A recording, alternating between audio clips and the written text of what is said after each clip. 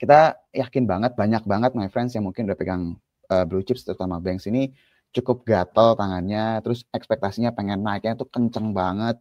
Terus juga kalau misalnya kita ngomongin dari sisi fundamental, kita udah tahu lah ya, ibaratnya tanda kutip yang dari sisi apa penyaluran kredit yang mungkin pertumbuhannya sudah agak mulai menurun secara pertumbuhan, terus juga kita tahu dana pihak ketiganya juga mungkin agak kurang baik pertumbuhannya, dan udah ada tanda kutip bantuan dari Pak Purbaya yang mindahin dari BI ke Himbara yang ekspektasinya bisa menambah likuiditas. Bisa dikatakan hampir semua berita-berita yang terkait berita buruk itu sebenarnya sudah price in lah ya kalau kita boleh bilang.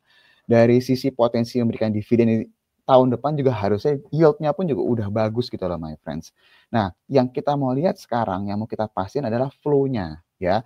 Jadi kalau misalnya kemarin kita lihat last minute tiba-tiba saham banking itu naik signifikan, cuma catatan kita kemarin asingnya tuh masih net sell di BRI sama BCA ya.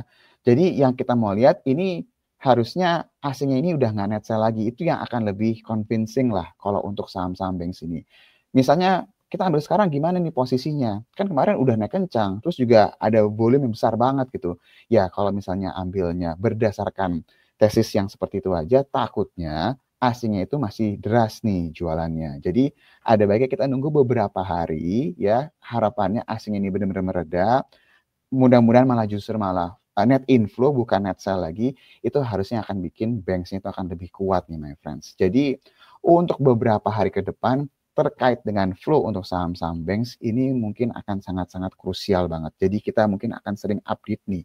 Karena harapannya kalau emang ini udah benar-benar clear sesuai dengan apa yang kita bahas tadi, ya berarti bottomnya banks itu udah kelihatan lah.